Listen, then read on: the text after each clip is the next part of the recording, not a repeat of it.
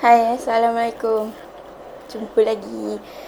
Kali ni saya nak macam cerita pula pasal manusia dan alam sekitar. Manusia dan alam sekitar. Okey, contohlah.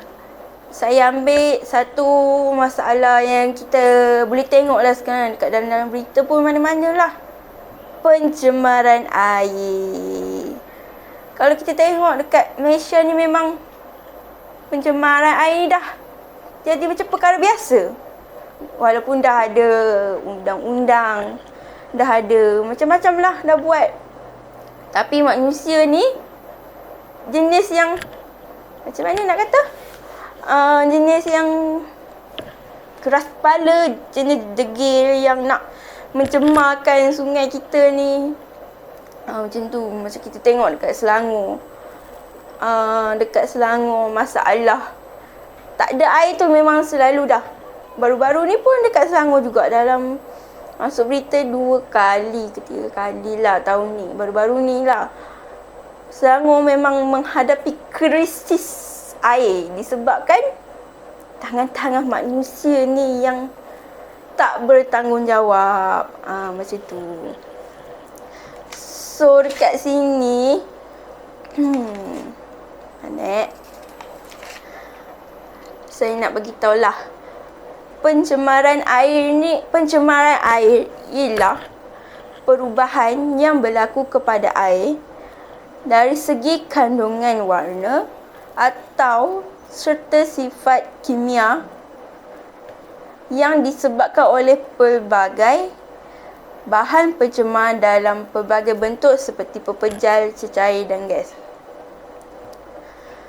Kalau pencemaran air ni, kalau kita boleh tengok, macam mana nak cakap, memang teruk lah dekat Malaysia ni. Macam satu tempat, kan lah ada sungai kat Pulau Pinang, Sungai Pinang kalau tak silap saya.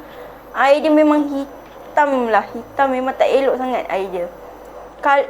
Bayangkan kalau kita sebagai pengguna, kita ni sebagai pengguna air, lepas tu kita menggunakan pula air yang tak bersih, tak elok, apa semua. Dia akan efek dekat kesihatan diri kita ni. So, manusia memang tak bertanggungjawab. So, kalau kat sini, kita boleh tengok kesan lah. Ada satu, saya pernah buat ulasan artikel Rivers and Cities. Masa saya ambil subjek hidrologi dulu, saya ada buat ulasan pasal artikel ni. Dalam artikel ni dia menceritakan isu-isu dan cabaran yang kita hadapi pada masa kini. Dalam pengurusan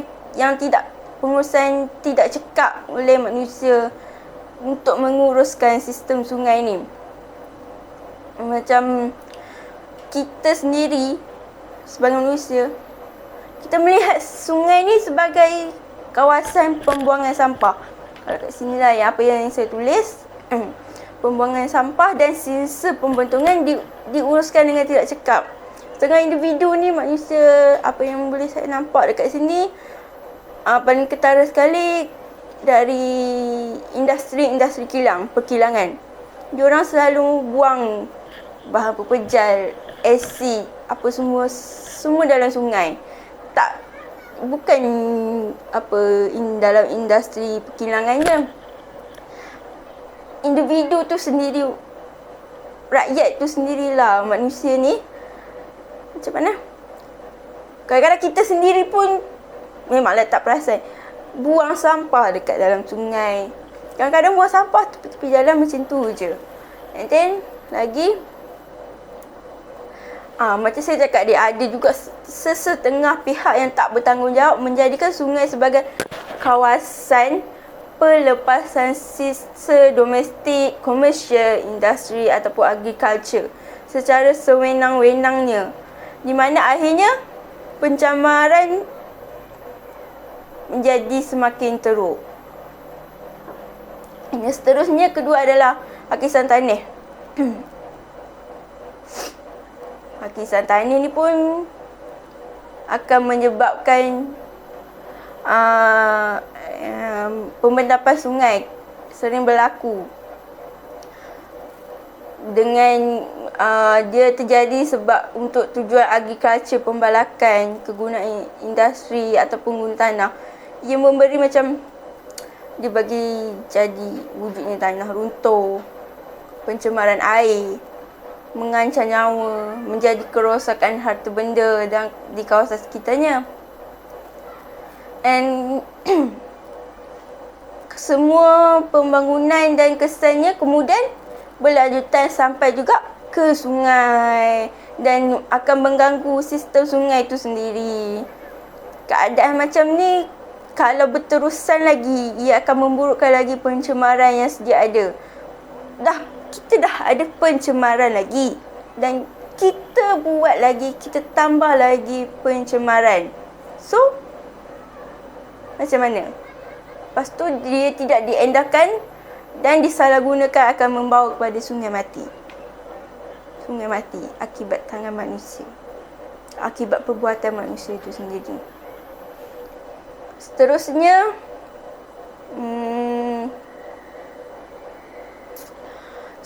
kat sini kita boleh tengok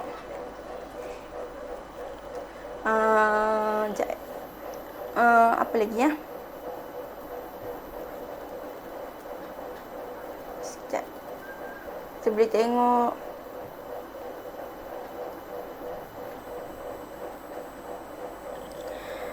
kat sini dia akan macam pembuangan dengan cara yang tak betul, tak bertanggungjawab melalui saluran ataupun perairan yang dibina akan menyebabkan berlaku pencemaran dan menjadi punca penyebaran kehidupan manusia dan organisma lain juga terancam. Bukan manusia je yang tak ancam, organisma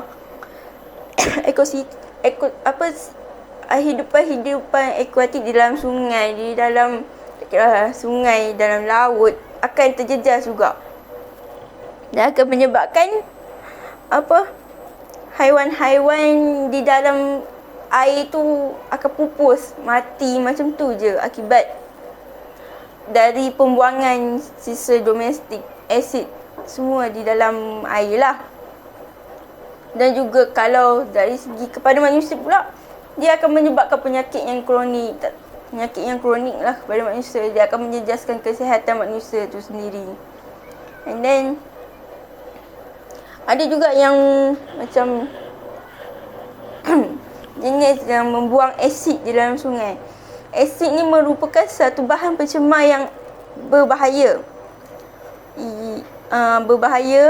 Dia tercemar melalui sistem pembuangan, terutamanya lombong, air pertanian dan operasi pengurukan.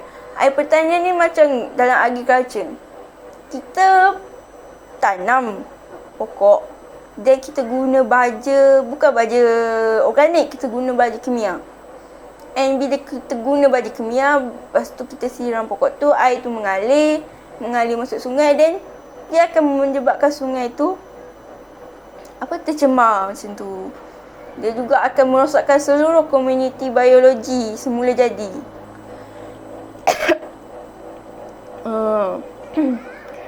Selain itu, ia akan mempengaruhi seluruh biosfera tumbuh-tumbuhan dan organisma yang hidup di dalam air. Seperti yang saya cakap tadilah, semua binatang, haiwan yang dalam air, tumbuh-tumbuhan yang hidup dalam air, semua akan rosak dan mati.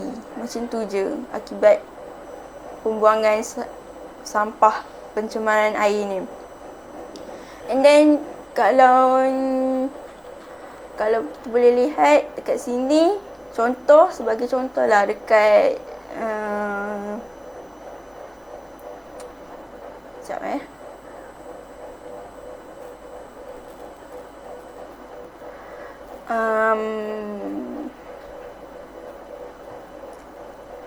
dekat sini lah, dekat sebagai contoh Sungai Surumi di Tokyo, Jepun.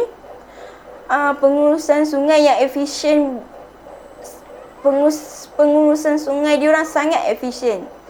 sangat memang terbaik.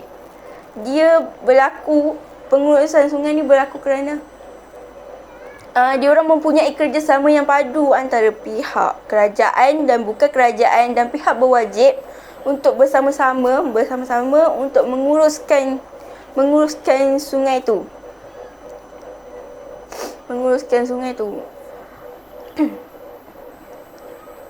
So dalam pengurusan sungai Surumi di Tokyo ni sangat efisien kerana tunjang belakang pengurusan sungai Surumi adalah wujudnya kerjasama baik antara, macam saya cakap lah, wujud kerjasama yang baik antara pihak kerajaan dan bukan kerajaan, swasta dan sebagainya lah. Dia akan memperlihatkan hasil pengurusan sungai yang efektif.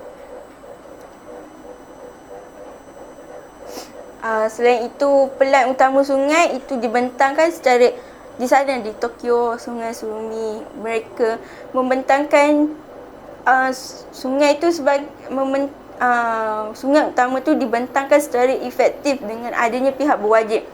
Maka bukannya pengurusan banjir, malah guna tanah, rekreasi, pendidikan dan aspek lain juga dibincangkan bersamalah untuk mencantikkan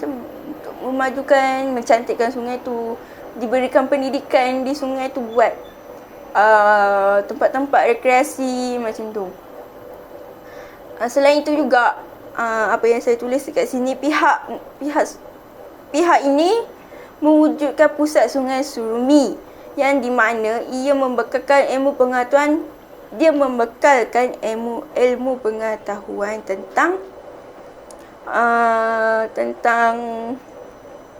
Sungai Surumi. Pusat ini dijadikan kawasan pameran, akuarium, bilik video, ruang kelas, pusat sumber dan pelbagai lagi.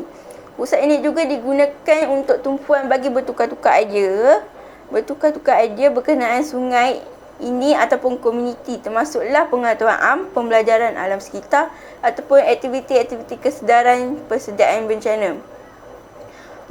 Pengurusan sungai yang baik boleh dijadikan model seperti Sungai Surumi yang mampu menyelamatkan nyawa, melindungi sungai dan persekitaran, mewujudkan peluang pekerjaan dan menjana pendapatan melalui pelancongan dan aktiviti ekonomi yang lain, di mana akhirnya ia akan mewujudkan kemajuan yang berpanjangan.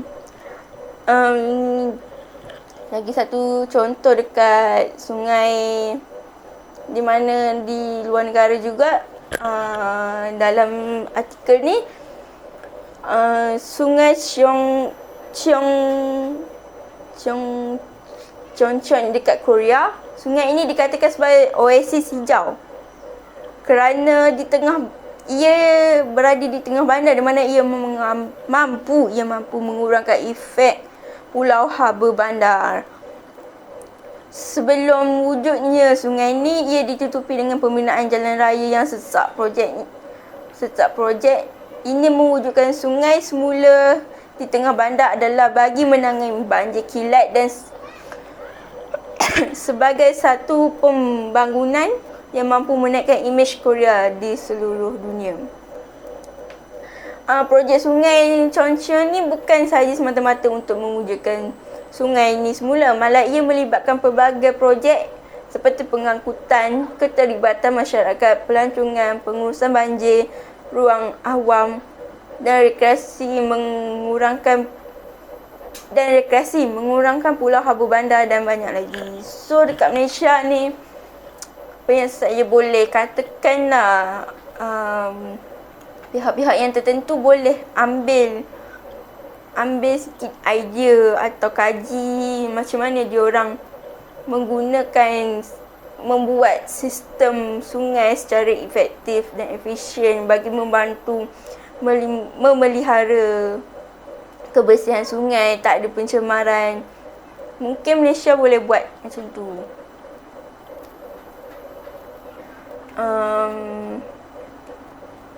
Ada satu contoh lagi yang saya nak bagi tahu.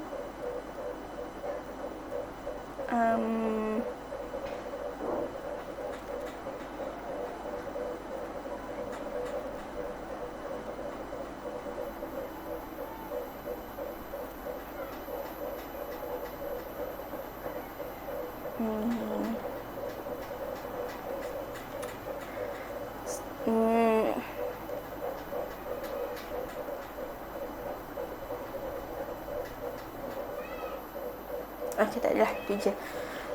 Itulah bagi pendapat saya, saranan saya. Tindakan yang kita boleh buat, macam saya cerita tadilah, ikut macam idea di Tokyo, Sungai Surumi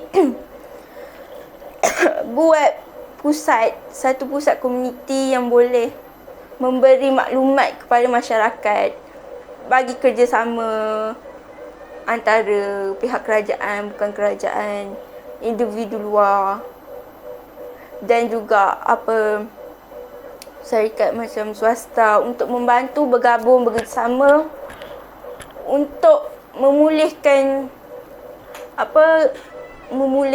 sungai-sungai, air-air di Malaysia agar macam tiada pencemaran berlaku. Untuk yang melakukan pencemaran ni, yang membuang sisa-sisa domestik asid sebagainya, perlu diberi hukuman yang setimpanya.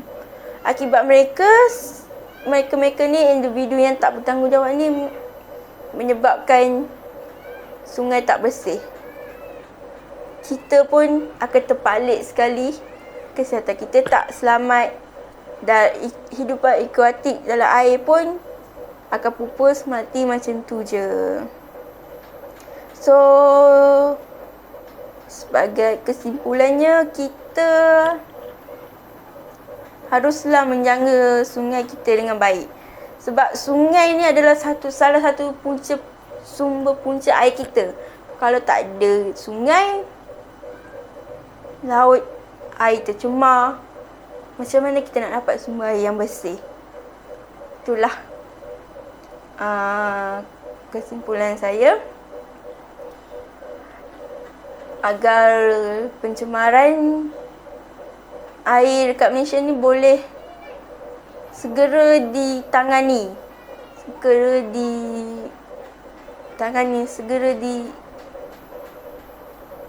dihapuskan macam tu, agar kita pun manusia boleh hidup dengan tenang, dengan air yang bersih. Sekian, terima kasih.